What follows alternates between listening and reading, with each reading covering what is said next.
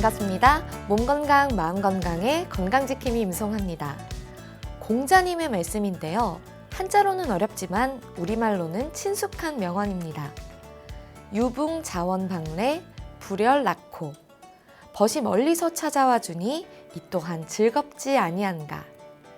1년의 반이 지났고 또 여름철 휴가가 다가와서 그런지 왠지 더 정신없이 시간을 보내는 것 같은데요. 이렇게 바쁠수록 잠시 짬을 내서 그리웠던 사람들에게 안부 인사해보시는 건 어떨까요? 나는 잘 지내고 있는데 그대 또한 잘 지내시나요? 여러분이 전하는 마음 담긴 안부 인사가 무더운 여름 시원한 바람처럼 더 기분 상쾌하게 전해질 겁니다. 몸 건강, 마음 건강 오늘 순서 시작할게요. 라디오로 생방송되는 오전 11시 유튜브에서 원음방송 또는 몸 건강, 마음 건강 라이브를 검색하시면 실시간으로 방송에 참여하실 수 있고요. 오른쪽 하단에 구독 버튼 누르시면 원음방송의 다양한 컨텐츠들도 만나실 수 있습니다. 오늘 몸 건강, 마음 건강 인천시 남동구 박경숙 한의원 박경숙 원장님과 함께합니다. 건강상담 원하시는 분들은 전화주세요. 서울 02-823-2000번, 서울 전화 02-823-2000번이고요. 문자 상담도 가능합니다. 샵 8970 우물정 누르시고 8970으로 보내주시면 됩니다. 짧은 문자 50원, 긴 문자와 사진 문자는 100원의 정보 이용료가 부과됩니다. 신청하실 땐 상담받으실 분의 키, 몸무게, 연세를 함께 적어주시고요. 얼굴 사진이나 아픈 부위의 사진도 함께 보내주시면 더욱 자세하게 상담 받으실 수 있습니다.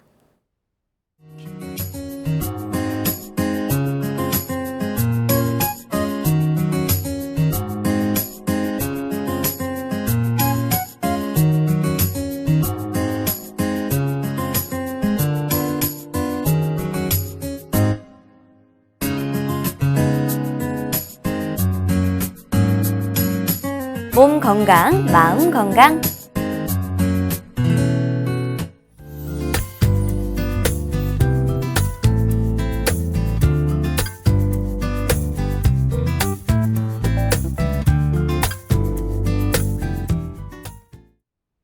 오늘 미니 강의는 박경숙 원장님과 함께합니다. 원장님 안녕하세요. 네, 안녕하세요. 네, 원장님 오늘 고혈압에 대해서 전해주신다고 들었어요. 네. 고혈압이 사실 좀 주변 분들이 많이 앓고 계시기도 하고 또 약 드시는 분들도 많더라고요. 고혈압은 그 혈액의 오염을 극복하는 과정 속에서 생겨나는 질환이라고 할 수 있습니다. 네. 그러니까 스트레스나 과로, 누적된 피로 이러한 상황들은 교감신경을 자극시켜서 긴장시켜서 혈관을 수축하게 만들고요. 또한 혈관 내부로 들어가 보면 네. 과도한 콜레스테롤 그리고 중성지방 등이 피를 혼탁하게 만들고 그 혈액의 점도를 높이게 됩니다. 이런 내부 상황에서 거기에다가 우리가 나이가 들어가다 보면 그 혈관 내벽에서 산화질소가 분비되면서 혈관을 확장시켜주게 되어 있는데 네. 이 나이가 들면 40대만 돼도 20대에 비해서 그 혈관을 확장시켜주는 산화질소라는 물질이 절반 정도밖에 분비되지 않습니다. 이렇게 나이 들어가는 것 자체가 혈액순환을 저해하는 요인이 되고요. 이렇게 혈관 안과 밖에서 상황들이 안 좋아지면서 혈액순환이 점점 힘들어지고 그러면 우리 몸에서는 이 혈액순환을 어떻게 해서든지 극복해 보려고 하는 노력이 생깁니다. 네. 혈액이 끈끈해져서 잘 흘러가지는 못하지만 뇌와 손끝, 발끝으로 어떻게 해서든 혈액을 보내려고 하다 보니까 그러려면 심장과 혈관에서 압력을 높이는 수밖에 없는 거예요. 이렇게 고혈압, 이것을 바로 고혈압이라고 하는데 그러니까 고혈압은 하나의 병증이기도 하지만 내 몸에서 손끝, 발끝까지 혈액을 어떻게 해서든 실어 나르려고 하는 어떤 그런 극복의 과정에서 생겨나는 그런 현상, 이것이 고혈압입니다.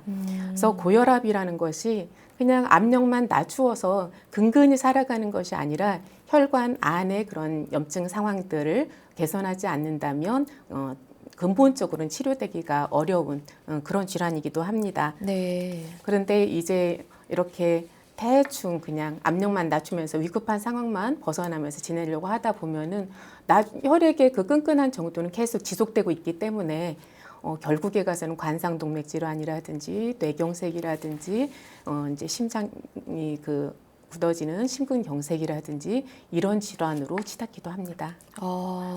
저는 이게 뭐 기름진 음식 같은 걸 먹으면 혈압이 높아지는 건 줄 알았는데 오히려 혈압이 높아짐으로 인해서 그런 문제를 좀 해결해주는 그런 뭐 원리 같은 거라고 볼 수 있겠네요. 그렇죠. 그래서 우리 몸의 모든 증상들이 그래요. 네. 병증이기도 하지만 그 병증은 내 몸에 이미 발생한 문제들을 해결해 가는 과정이기도 합니다.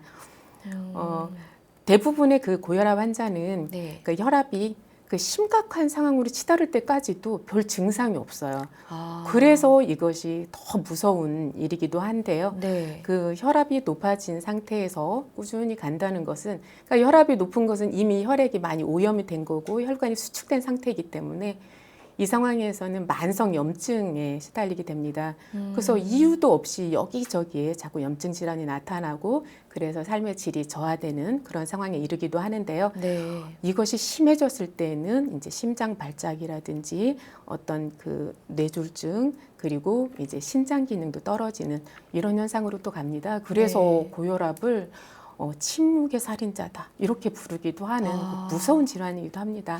그게 말씀하신 것처럼 좀 증상이 없다 보니까 내가 좀 고혈압이래. 그럼 그냥 가볍게 약을 드시는 정도로만 예. 뭐 해결하고 계신 분들 많은데 굉장히 심각한 병이네요. 그렇죠. 그러니까 약으로 이제 유지한다는 것은 그냥 내부에 있는 상태는 그대로 놔둔 상태에서 살짝 네. 그 위험한 상황만 피해가는 것인데 그것이 오랫동안 지속되기는 힘듭니다. 예를 들어서 이제 회사를 운영을 하는데 자금 네. 압박이 굉장히 심해요.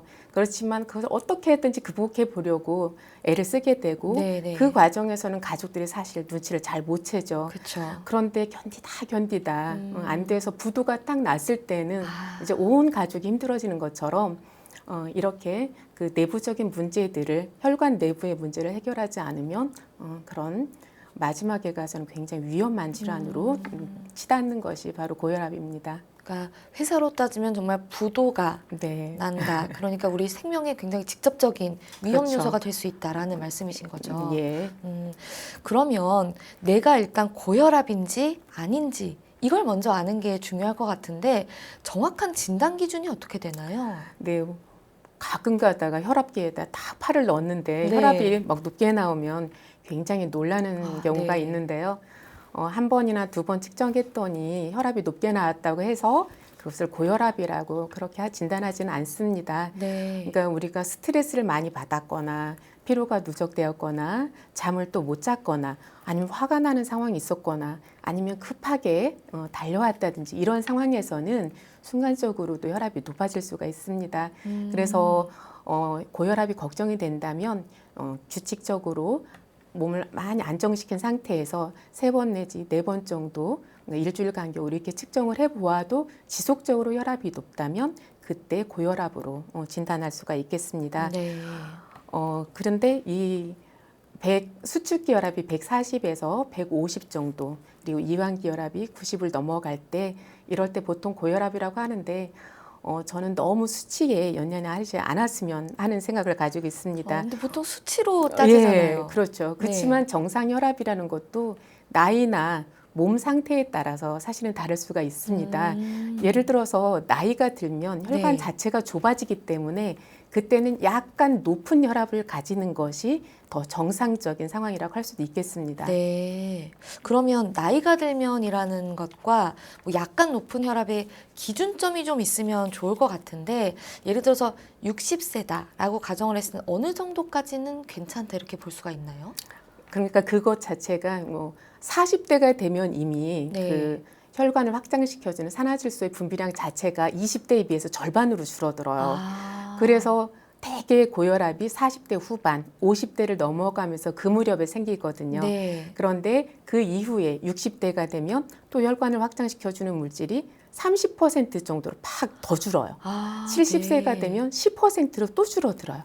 그래서 이런 상황에서 네.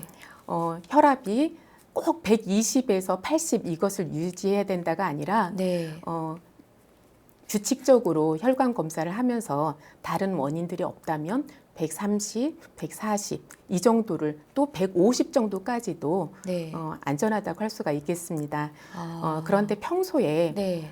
아침에 일어났는데 뒷머리가 너무 아프다 네. 또는 어지럽다, 심장이 두근거리다 또는 가슴이 답답하다, 그리고 코피나 그 잇몸에서 출혈이 좀 자주 일어난다 또는 갑자기 시야가 흐려진다, 또 뭐 힘이 쭉 빠졌다가 또 금세 괜찮고 네.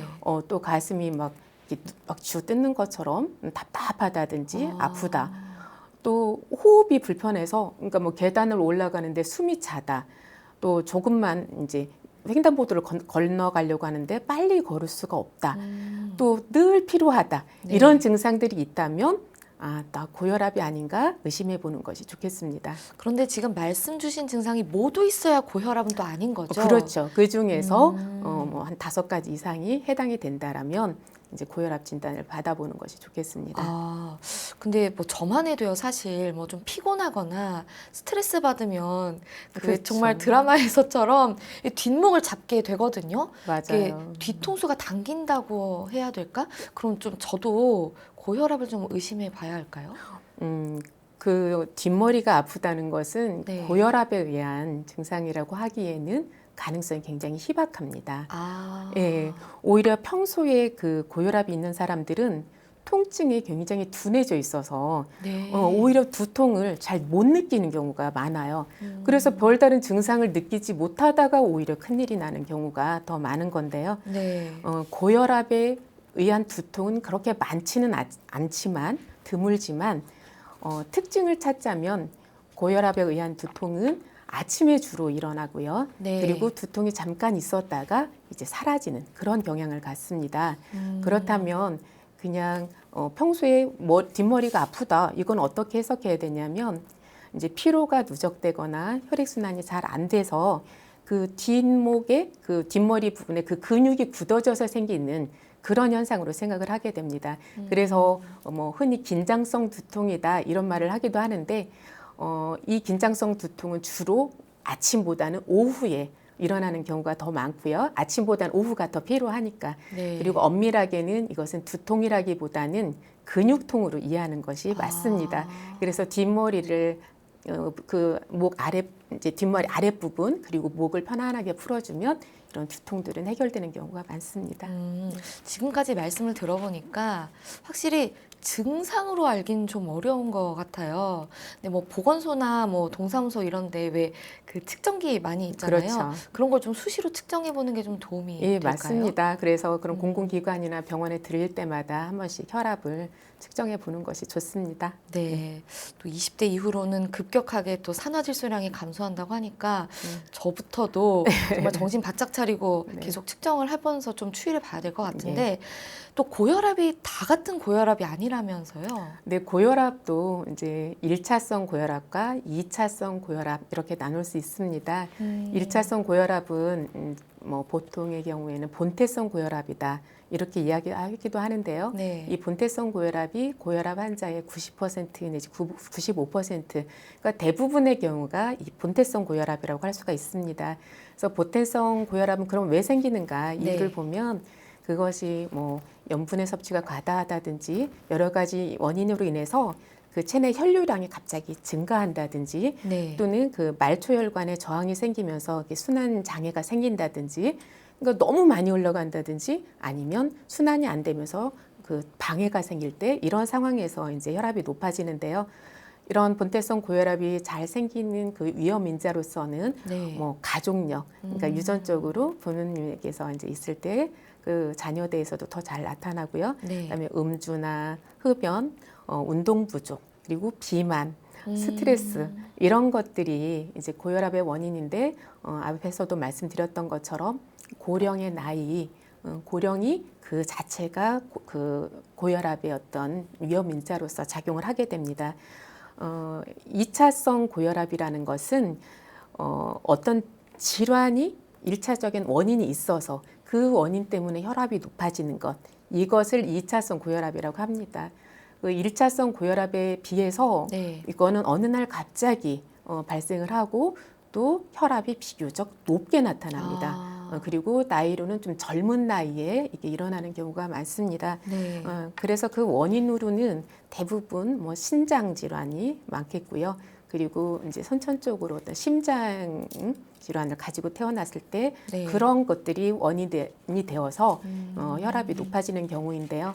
이것은 우리가 원인이 되는 질환을 잘 발견해서 그 원인을 제거하면 혈압이 치료가 되는 그런 경우라고 할 수가 있겠습니다. 네. 확실히 보니까 2차성 고혈압 같은 경우엔 심장이나 신장이 안 그렇죠. 좋으신 분들 네. 특히 더 잘 지켜보셔야 될 것 같네요. 예. 또 이게 실제로 제 동생이 겪은 일인데 평소에 걔가 고혈압인지 전혀 몰랐는데 이번에 회사 들어가면서 신체 검사하니까 고혈압이라고 나오더라고요. 그래서 좀 몇 번 더 지켜보니까 이렇게 진료할 때만 그럴 때 측정할 때만 꼭 고혈압이라고 나오고 네. 평소엔 정말 괜찮거든요. 예. 이게 그래서 고혈압인지 아닌지가 좀 헷갈리던데 이런 경우가 있나요? 예, 있습니다. 지금 저한테 네. 내원하는 환자분 중에서 이런 분이 계신데, 원래는 뭐 고혈압, 이제 혈압이 조절이 잘 안 돼서 오셨는데, 지금은 정말 그림처럼 120에 79 정도 평균 혈압이 측정이 되거든요. 네. 하루에 2번, 3번, 몇 번을 측정해도 그렇게 돼요. 네. 그런데 이분이 대학병원에 가기만 하면 그러면 혈압이 160, 170, 심지어는 180까지도 네. 솟는다는 거예요. 네네.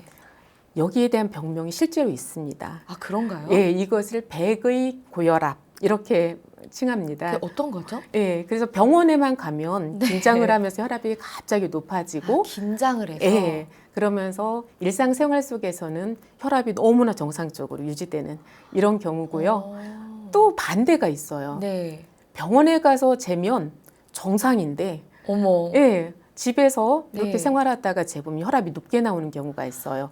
이것을 갖다가 가면 고혈압이라고 합니다. 가면. 예, 자기 가면을 병을 쓴 것처럼 숨기는. 네, 병원을 갔을 때만 잠깐 괜찮은 것.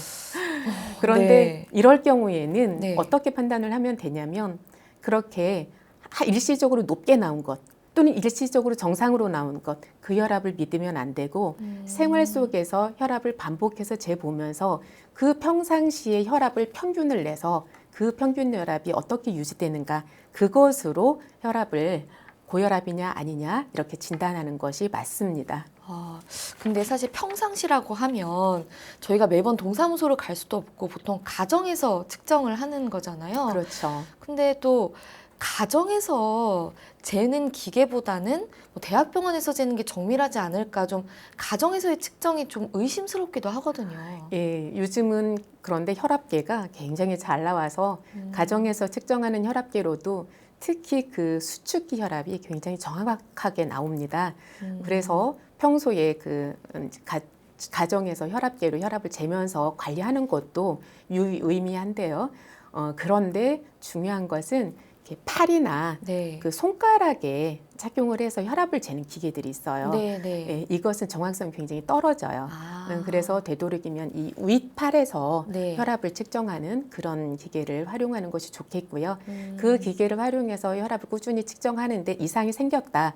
그럼 병원에 가서는 그 이제 수은을 이용한 수동식 혈압계, 그것이 자동 혈압계보다 좀 더 정확해요. 네. 그것으로 다시 한번 진단을 받는 것이 좋겠습니다. 수은 혈압계 혹은 네. 윗팔, 이 팔 조금 두꺼운 부분. 그러니까 평소에는 네. 집에서 이제 윗팔에다가 재는 혈압계를 활용하는 거고, 네. 그거에서 이상이 생겼을 때는 병원에 가서 그 이제 수동으로 하는 그 수은을 이용한 그 혈압계로 측정하게 됩니다. 네, 알겠습니다.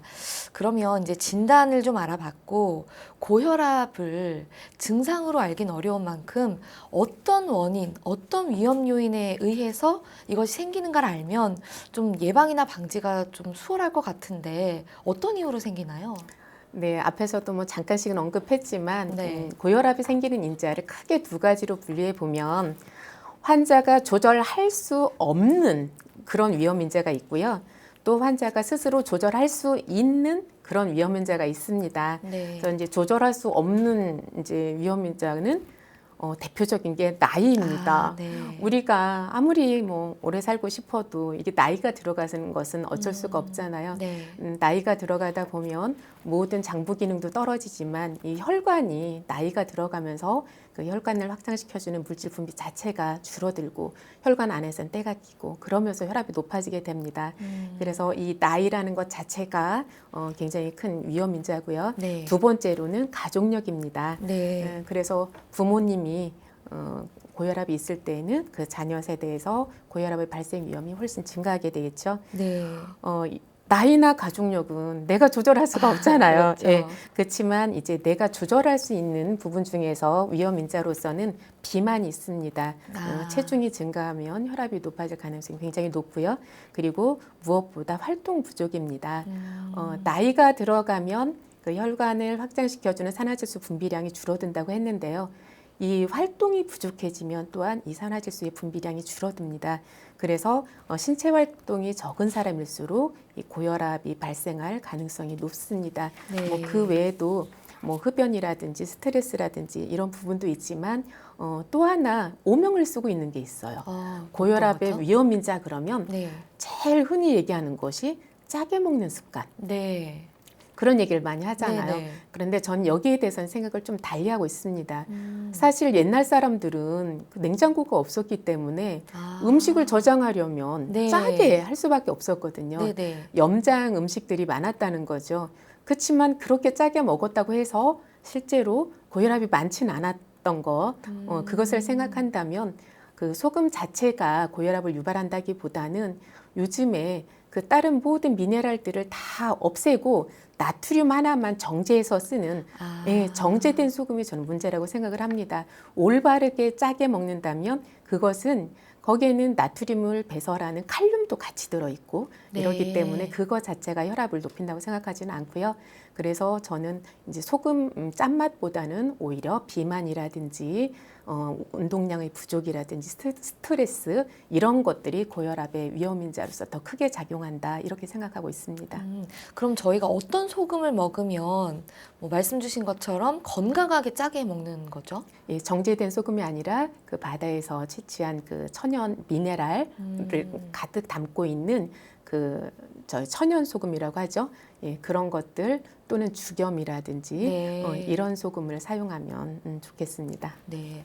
네, 갑자기 궁금해지는 게 예를 들어서 가족력이 없고 뭐 비만도 아닌 분도 고혈압에 걸릴 수가 있나요? 그럼요.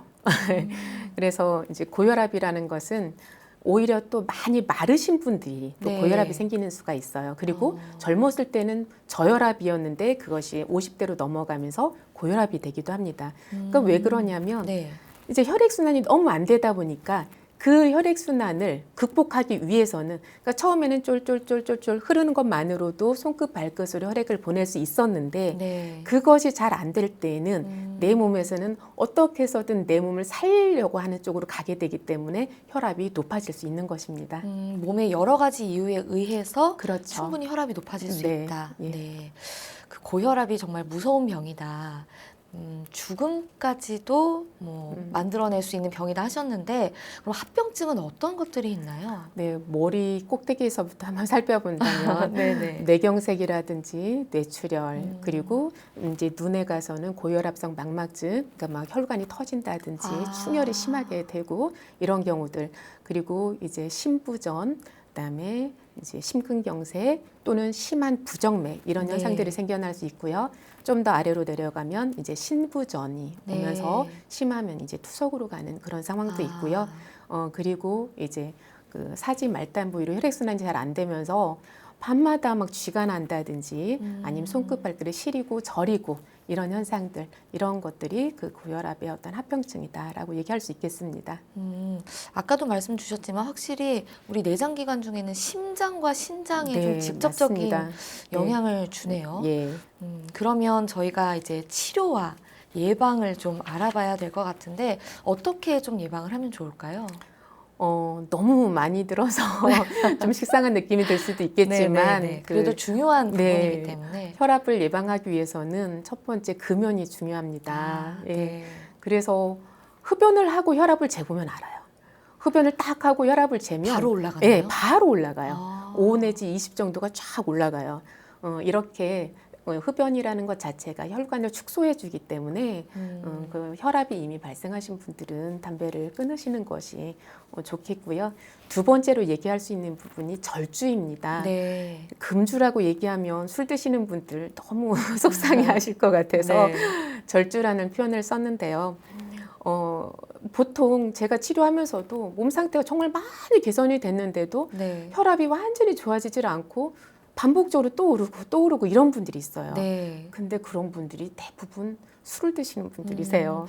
근데 금연은 금연이라고 하시고 술은 절주라고 하시는. 네, 술은 정말 소량만 드신다면 이 정도까지는 아. 괜찮을 수 있다는 얘기인데요. 네. 그런데 그게 어떤 분들은 막 소주 한 병, 두 병을 마시면서도 나는 내 생활에 지장이 없으니까 나는 괜찮다. 이게 내 주량이야. 아. 이 정도는 괜찮아. 막 이렇게 과신하는 분들이 있어요. 네네. 그런데 보통의 경우, 보통 남성들의 경우 적절한 주량이라는 것이 하루에 소주 50cc, 50cc면 딱 한 잔. 한 잔. 네. 예, 그리고 맥주는 350cc씩 해서 2잔 정도. 그리고 여성분이나 노인분은 맥주 350cc 딱 한 잔. 네. 이 정도예요. 그것도 날마다가 아니라 우리가 제대로 해독해낼 수 있는 것이 일주일에 2번 정도예요.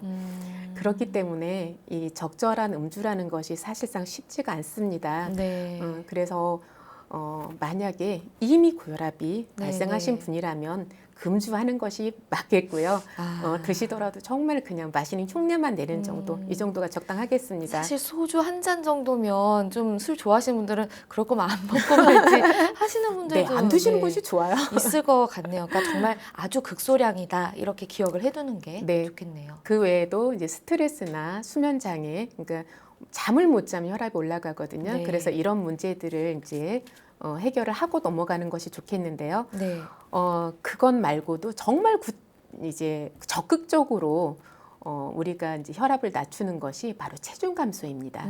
체중을 본인 몸무게의 10%를 정도를 감량을 했을 때 혈압이 네. 한 5에서 20 정도가 내려가게 됩니다. 아. 그래서 체중을 감량하는 것은 고혈압을 치료하는 굉장히 좋은 방법이고요. 네. 그리고 그 운동요법이 무엇보다 중요합니다. 네. 이 운동요법이라는 것은 하루에 30분 이상, 그것도 햇볕이 비칠 때 오전에 날마다 하는 것이 좋겠지만 날마다 못한다면 적어도 일주일에 3번 이상 정도 운동을 하는 것이 좋습니다.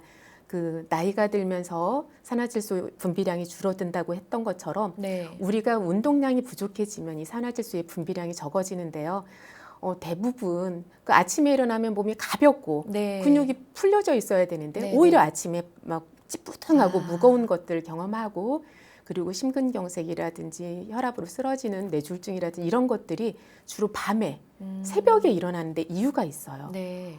몸을 움직일 때 산화질소가 또 많이 분비가 돼요. 아. 그런데 잠을 잘 때는 움직이지 않다 않으니까. 보니까 이 산화질소 분비량이 적어지면서 혈관이 이완이 안 되는 거예요. 그래서 오히려 밤에 그런 문제들이 많이 생기거든요. 마찬가지로 낮에도 가만히 앉아 있거나 누워 있는 것보다는 이렇게 운동을 함으로써 혈액순환을 促진시켜 줄 수 있는 그런 부분이 있습니다. 그래서 운동이다 하면 사람들이 체중 감량을 위한 것으로만 그렇게 생각을 하는데 살이 설사 빠지지 않더라도 운동 자체가 해주는 그런 혈관 이완 그리고 혈액순환을 시켜주는 그런 효과가 있기 때문에 운동을 적극적으로 권하고 싶습니다. 근데 제 생각에 좀 혈압이 높으신 분들은 운동하면 심박수가 좀 상승해서 더 혈압이 높아지지 않을까 좀 걱정도 되거든요. 네, 그래서 이제 운동을 할 때 조심을 해야 되는데요. 네. 만약에 뭐 갑자기 흉통이 심하게 나타난다든지, 그러니까 가슴 뻐근하게 아프다든지 답답하다든지, 그리고 조이는 느낌, 또는 어지러움증이라든지 막 기절할 것 같은 느낌, 그리고 뭐 이제 이게 팔이나 그 턱 쪽으로 통증이 막 번져가는 느낌이 든다든지, 심한 호흡곤란, 불규칙한 심장박동 이런 것들이 있다면 운동을 멈추어야 됩니다. 네. 그래서 그런 통증이 있는 분들이라면 운동을 좀 세게 하는 것이 아니라 걸음을 걷더라도 살살 이렇게 걷는다든지 이렇게 하면서 운동의 강도를 조금씩 높여가는 것 이런 것들이 좋겠고요. 조금 아까 말했던 그런 심각한 증상이 나타났을 때는 반드시 운동을 멈추고 벤치에 누워서라도 휴식을 취하는 것이 중요합니다. 근데 고혈압 같은 경우에는 제 주변 분들도 보면 딱히 치료를 안 하시거든요. 이게 별 증상이 없다 보니까. 근데 치료가 실제로 필요한가요? 그러니까 이제 보통 그 남성들이 치료를 더 안 받으려고 하고요. 네. 나는 문제 없어 이렇게 생각하는 분들이 많아요. 그렇지만 이렇게 혈압이라는 것이 그냥 아무 증상 없이 있다가 어느 순간에 가서 네. 문제를 크게 일으키기 때문에 치료를 받아야 합니다. 음. 그런데 치료를 받는다는 것이 처음부터 무조건 약을 먹어라 이것이 아니라 적극적으로 운동을 한다든지 식이요법을 한다든지 이런 여러 가지 방법들을 활용해 보고 그러고서도 혈압이 계속해서 이상혈압이 발견된다면 그때는 적극적으로 한의원을 내원한다든지 병원을 내원해서 치료를 받는 것이 중요합니다. 그렇지 않으면 심장이나 신장에 심각한 문제를 일으켜요. 그래서 어떤 사람은 신장염도 안 하라고 아무 증상이 없었는데 갑자기 신장이 그 크레아틴 수치가 올라가면서 병원에 가자마자 투석해야 된다 이런 얘기를 하는 그런 네. 경우도 있어요. 며칠 전에도 저희 한의원에 그런 분이 오셨었거든요. 나는 아무 이상 없는데 네. 병원에 갔더니 투석하라고 한다 이런 말씀을 하시는 그런 안타까운 경우들이 있어요. 이것이 평소에 컨디션이 좋다고 그거를 고혈압을 방치해서 이런 경우에 이르기도 합니다. 근데 또 치료를 시작하신 분들도 참 문제라고 여기시는 게 이 약은 한 번 먹으면 평생 먹어야 된다 하시거든요. 네, 이게 맞습니다. 끊을 수가 없는 건가요? 그렇지 않습니다. 그래서 약을 복용하기 이전에 치료를 이제 운동이라든지 식이요법을 해보는 것도 중요하지만 네. 이미 약을 복용하고 있는 상황에서도 그런 여러 가지 요법들을 병행을 했을 때 치료되는 사례들이 많습니다.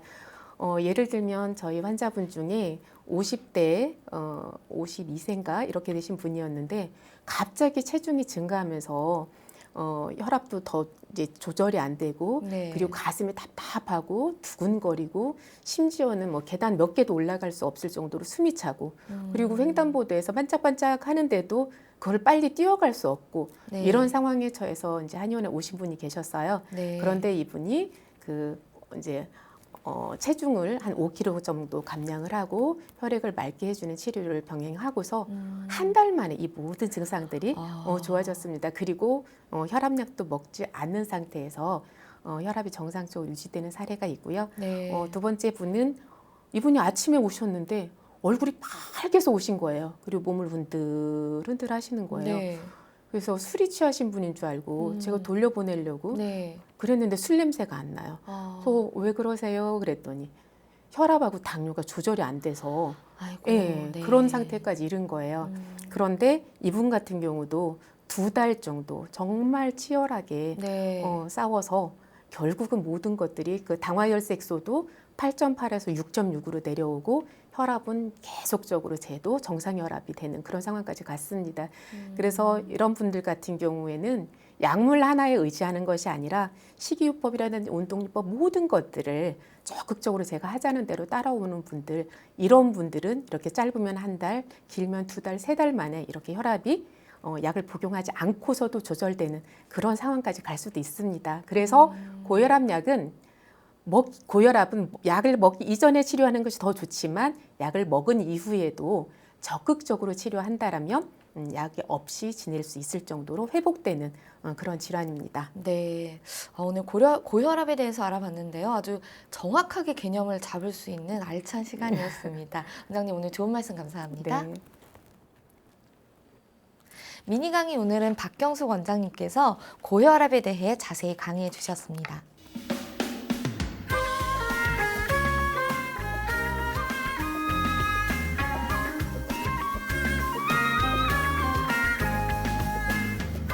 날이면 날마다 찾아오는 시간이 아닙니다. 약이 되고 복이 되는 꿀 같은 건강 정보 튼튼 보감 시간입니다. 오늘의 주인공은 마늘입니다. 마늘은 건강에 어떤 도움을 주는지 원장님께 여쭤볼게요. 원장님, 마늘이 좋다고 하는데 어떤 부분이 좋은가요? 네, 마늘은 제가 정말 사랑하는 그런 음식 네. 재료이기도 한데요. 맵고 강한 향을 가지고 있는 이 마늘은 세계적으로도 항염, 항암 그런 음식으로도 유명합니다. 그런데 이 마늘은 네. 대표적인 또 에너지 음식이기도 합니다. 네. 예, 그 마늘에는 알리신이 굉장히 풍부하고요. 네. 그 아린 맛을 내는 그 성분이 알리신이거든요. 그 외에도 비타민 B1, 비타민 B3 이런 영양소들이 풍부해서 그 피로와 스트레스를 풀어주고 에너지와 체력을 보강하는 데도 굉장히 효과가 좋습니다. 네. 그리고 또한 이렇게 비타민 B군이 풍부하다 보니까 그 혈중 콜레스테롤과 중성 지방 그 수치를 낮추는 것은 물론이고 혈액순환 자체를 개선해 주는 효과가 있습니다. 그래서 그 혈압이나 혈당을 안정시키는 데에도 굉장한 도움을 줍니다. 이 외에도 그 성호르몬의 분비를 활성화시켜 주기 때문에 남성분들이나 여성분들이 갱년기 무렵이 되면서 그 성욕이 떨어지거나 아니면 막 또 피로가 쌓이고 뭐 무기력해지고 네. 이럴 때에도 많은 도움을 주는 것이 마늘이고요. 어. 그리고 이제 마늘은 무엇보다도 그 유황아릴 그 성분을 가지고 있어서 따뜻한 성질이 기본으로 갖고 있습니다. 그러다 보니까 몸이 차고 혈액순환이 잘 안 돼서 뭐 손발이 시리거나 저리거나 아프다고 하는 분들 이런 분들에게도 좋고요. 그리고 여성분들 아랫배가 차가운 분들 네. 이런 분들한테 또 도움이 많이 되고 또 몸이 차서 뭐 반복적으로 이제 설사를 한다든지 배탈이 자주 나는 사람들 이런 분들에게도 좋습니다. 원장님, 근데 우리나라가 유독 음식에 마늘이 많이 들어가잖아요. 네. 근데 왜 그런 걸까요? 마늘이 그 영양학적으로도 훌륭하기도 하지만 그 음식의 어떤 풍미를 살려주는 데 있어서도 마늘이 굉장한 역할을 네. 하거든요. 그런데 그거 외에도 네. 육류나 그 어패류와 곁들여서 우리가 많이 먹잖아요. 네. 고기를 먹거나 회를 먹을 때 꼭 마늘이 나오잖아요. 이렇게 했을 때 이 마늘이 세균이라든지 어떤 기생충을 제거하는 데도 일정 정도 도움을 줍니다. 그 마늘에 들어있는 알리신 그 성분이 살균이나 항균 작용을 가지고 있기 때문입니다. 그리고 마늘은 우리 몸에서 그 독소 배출을 하는 데 있어서도 많은 도움을 주게 됩니다. 네. 다만 그 위장이 약한 분들이 그 마늘을 생으로 먹었을 때는 그 생마늘이 좀 자극적이어서 위가 그 아픈 그런 현상이 생길 수 있습니다. 그래서 이런 위장이 약하신 분들은 마늘을 익혀서 드시는 게 좋고요. 그리고 몸에 열이 많으신 분들을 이분들 또한 생으로 마늘을 많이 드시다 보면 열이 오히려 또 너무 많아질 수가 있어요. 그래서 이럴 때는 그 마늘을 발효시켜서 먹는다든지, 그러니까 뭐 예를 들면 초마늘이라든지 마늘 장아찌라든지 이런 형태로 해서 드시는 거 좋고요. 구워서 먹는다든지 아니면 뭐 삶아서 드신다든지 이런 여러 가지 방법으로 변형을 시켜서 몸에 무리는 안 주면서 좋은 쪽만 작용할 수 있도록 이렇게 먹는 것이 좋겠습니다. 네, 알겠습니다. 오늘 마늘에 대해서 알아봤는데요. 원장님 좋은 정보 감사합니다. 네.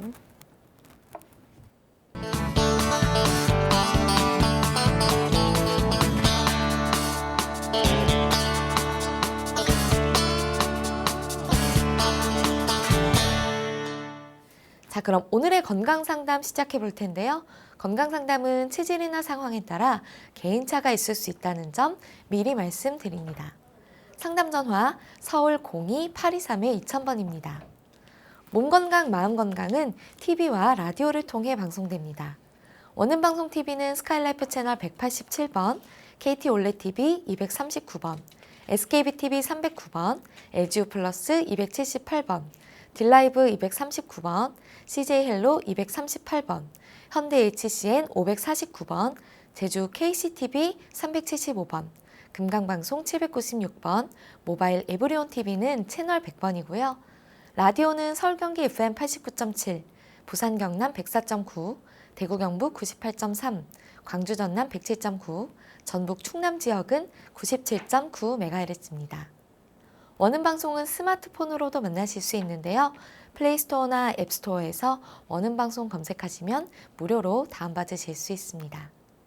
자, 그럼 첫 번째 전화 받아보겠습니다. 여보세요? 여보세요? 네, 반갑습니다. 예, 안녕하세요. 네, 본인 상담이신가요? 예, 예. 네, 키와 몸무게 그리고 연세가 어떻게 되십니까? 45이고요. 네, 키는 1m 77이요. 네. 몸무게도 혹시 알고 계신가요? 몸무게는 72, 3kg 나가요. 아, 네. 지금 제 옆에 박경수 원장님 계십니다. 편하게 상담 받아보세요. 예, 안녕하세요. 예, 안녕하세요. 네. 불편한 것이 무엇이 있을까요? 제가 한 10몇 년 전에 오른쪽 하지정맥류 수술을 레이저 수술을 했거든요. 예.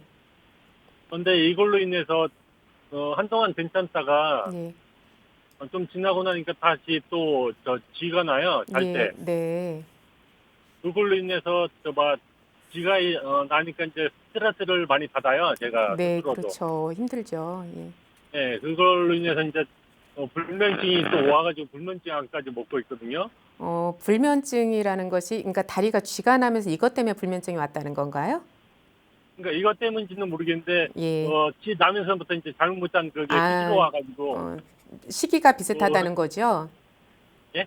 그러니까 이제 쥐가 막 나고 그러면서 그 시기부터 잠도 잘 못 주무시게 됐다는 거죠. 예, 그리고 지금 불면증 약을 드시고 계신가요? 예. 네. 근데 저희 예. 아버지가 그랬거든요. 근데 저도 유전 같은데 네. 이게 뭐 다른 질병하고 관련이 돼 있나요? 어, 이제 지금 보면 아버지가 고혈압이셨고 그리고 또 저희 아버지도 고혈압 그런 건 없는 것 같아요. 예. 아버지는 고혈압은 아니셨다. 예, 그러니까 지금 건강은 괜찮거든요. 네네.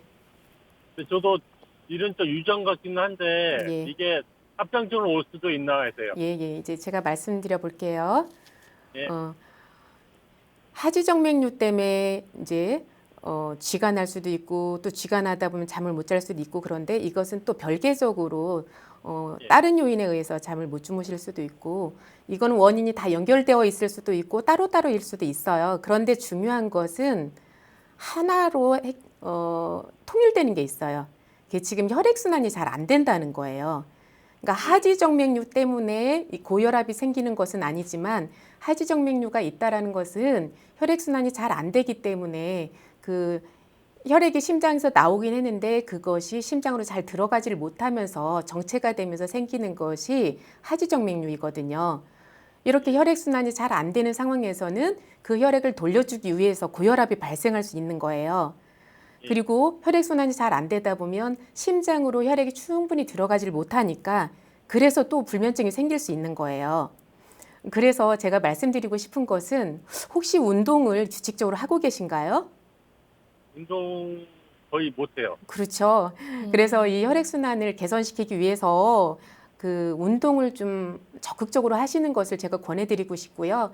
특히 하지정맥류가 있는 분들은 그 종아리에 그 가자미근이라고 하는데 그 종아리 좀 볼록 나온 부분 있잖아요. 그 예. 부위를 마사지를 계속 해준다든지 그리고 발과 발을 부딪히면서 계속 이렇게 발치기 하는 그런 동작 이런 것들을 많이 해주시면 그것이 혈액순환을 굉장히 많이 도와주어요. 그래서 밖으로 실제로 나가서 운동하는 것 그리고 종아리 부분을 자꾸 풀어주는 것 발치기 이런 운동을 적극적으로 하는 것을 제가 권해드리고 싶고요. 그리고 아무리 바쁘더라도 한 5분, 10분이라도 햇볕을 쬐이는 습관 이런 것들을 가지셨으면 좋겠고요. 그리고 그 야채를 많이 드셨으면 좋겠어요. 제가 한 가지 방법 가르쳐드리면 해보실 의향 있으신가요? 근데 한 가지만 더 말할 게 있는데요. 네네. 제가 육류 알러지가 있어요. 네. 알러지니까 고기나 뭐 육류 같은 걸 못 먹어요. 예, 예. 몸이 가려워서. 네. 그래서 제가 예. 권해드리고 싶은 방법은 어쨌든 지금 혈액순환이 안 되고 혈관이 좀 수축이 되면서 혈압이 올라가는 것 같은데요. 이 상황에서는 그 버섯이랑 당근, 양파, 우엉, 연근, 가지. 제일 좋은 것은 가지예요. 가지와 비트가 혈압을 조절하는 데 굉장히 도움을 주는데요. 가지랑 비트 외에도 좀 전에 말씀드린 버섯, 양파, 당근, 우엉, 연근 이런 것들을 살짝 굽거나 찌거나 해서 이것을 각종 쌈으로 싸먹는 거예요. 이런 식습관을 가져가시면 혈압을 조절하는 데 굉장히 도움을 주게 되고요. 혈액순환이 잘 되면 쥐나는 것은 한 일주일 정도만 지나도 깨끗이 없어질 수 있어요. 그러니까 조금 귀찮더라도 제가 지금 가르쳐 드린 식이요법과 운동요법을 좀 활용을 해보시길 바라겠습니다. 네, 여보세요? 예. 네네. 그 말씀 주신 음식들, 버섯, 당근, 양파, 우엉, 연근, 가지, 비트 같은 것들 좀 많이 섭취해 보시면 좋다고 하시네요. 한 가지만 더 물어볼게요. 네네. 짧게 부탁드리겠습니다. 생선 아예 당근 그런 걸 생으로 먹는 게 좋나요? 아니면 요리해서 때 먹는 게 좋나요? 생으로도 먹을 수 있고 익혀서도 먹을 수 있는데요. 네. 당근이라든지 양파라든지 이런 데에는 그 지용성 비타민이 많이 들어 있어서 들기름으로 살짝 구워서 그것을 생야채에다가 그러니까 쌈이나 쑥갓이라든지 깻잎이라든지 이런 여러 가지 채소들로 같이 먹으면, 그러니까 버섯이라든지 당근을 볶은 것을 고기처럼 생각을 하고 그것을 여러 야채들로 싸 먹는 거예요. 이렇게 드시면 좋겠습니다. 네, 전화 주셔서 감사합니다. 네, 고맙습니다. 네. 네, 건강 상담은 체질이나 상황에 따라 개인차가 있다는 점 미리 말씀드립니다. 그럼 다음 전화 이어가겠습니다. 여보세요? 네, 여보세요. 네, 반갑습니다. 네, 안녕하세요. 네, 본인 상담이신가요? 네, 건강 검진 받았었는데, 네네. 네, 처음 받은 거여서 조금 음. 긴장하고 받았는지 고혈압이 좀 높게 나와서, 네, 이걸 병원에 가서 진료를 받아야 되는지 아니면 약을 안 먹고도 고칠 수 있는지 좀 여쭤보려고. 여보세요? 여보세요? 키는 얼마나 되죠? 네? 키가 얼마나 되죠? 키요? 예, 예. 한 177 정도요. 몸무게는요? 한 77kg 정도 나가요. 예, 이것이 지금 꾸준히 유지한 몸무게인 거죠? 근데 요즘 좀 체중이 줄었어요. 몇 킬로나 줄었죠? 한 2kg, 3kg 준 것 같은데요. 드시는 건 비슷하게 드셨는데도 체중이 줄어든 건가요? 네. 근데 제가 일을 시작하면서, 아, 예. 네, 그전엔 운동하고 그랬었는데, 네. 일을 시작하면서 밥 먹는 것도 이렇게 정해지는 게 없어서, 예, 예. 네, 그러다 보니까 좀 준 것 같기도 하고, 그래서. 예. 제 생각에는 지금 나이가 30이라고 하셨나요? 네네. 예, 이렇게 젊은 나이고 체중이 많이 줄어든 게 아니라 이제 일하고 식사 형태가 바뀌면서 2, 3kg가 줄었다면 큰 질환이 있다고 의심되지는 않고요. 일시적인 고혈압이었지 않나 그런 생각이 드는데, 이럴 때는 일주일에 한 번씩 규칙적으로 혈압을 3번 내지 4번 정도 재보는 것이 중요합니다. 그래서 지금은 혈압이 높았지만 다음번, 그 다음번 정상이라면 그때는 고혈압으로 진단하지 않습니다. 그러니까 꾸준히 측정을 해보시는 것이 좋겠고요. 그리고 힘드시겠지만 그래도 그 식사를 제때 챙겨서 드시려고 하고, 바쁜 와중에라도 좀 20분, 30분이라도 시간을 내서 운동을 지속적으로 할 수 있었으면 좋겠습니다. 네. 혈압약 같은 거 안 먹어도 돼요? 아, 그럼요. 그러니까 혈압약은 혈압 한 번 높았다고 해서 막 무조건 혈압약을 먹는 것이 아니라, 제가 좀 전에 말씀드린 것처럼 그렇게 3번, 4번 측정을 해보고, 그리고 식사 습관을 바꿔보고, 그러고서도 꾸준히 조절이 안 되면 그때 약을 먹는 거니까요. 그 혈압이 지금 당장 혈압약을 먹어야 된다는 강박관념 갖지 않으셔도 됩니다. 네, 알겠습니다. 식사 같은 거는 조금 이제 규칙적으로 하시나요, 잘? 원래는 했었는데, 네. 그 일 시작하면서 잘 규칙적으로 못 해가지고, 그런 것도 좀 영향을 줄 수가 그럼요. 있죠. 그렇게 우리 몸에서 혈관을 확장시켜주는 물질들이 그 미량 영양소들을 제대로 섭취를 해야지 그 혈액순환이 잘 되는데, 그런데 음식을 제때 못 먹게 되면 우리 혈액순환이 잘 안 되게 되고, 그러면 혈액순환이 안 되는 상황에서 내 온 몸으로 혈액은 보내야 되고, 그러다 보니까 이제 그 혈압이 높아질 수 있고, 그리고 아무래도 이제 직장을 옮기고 하다 보면 스트레스를 좀 많이 네. 받게 되면서 혈관이 수축해서 혈압이 일시적으로 높아질 수도 있고, 이런 영향들이 있습니다. 그래서 우선은 음식을 제대로 챙겨 드시려고 애를 쓰고, 그리고 운동을 조금씩 하고, 이렇게 하면서 혈압을 주기적으로 측정해 보는 것이 무엇보다 중요한 시점인 것 같습니다. 네. 그 원장님 말씀 들어보니까요, 우선은 약부터 드시기보다 생활 습관 개선을 통해서 조금 완화해 보는 것도 좋을 것 같습니다. 네, 전화 주셔서 감사합니다. 네, 감사합니다.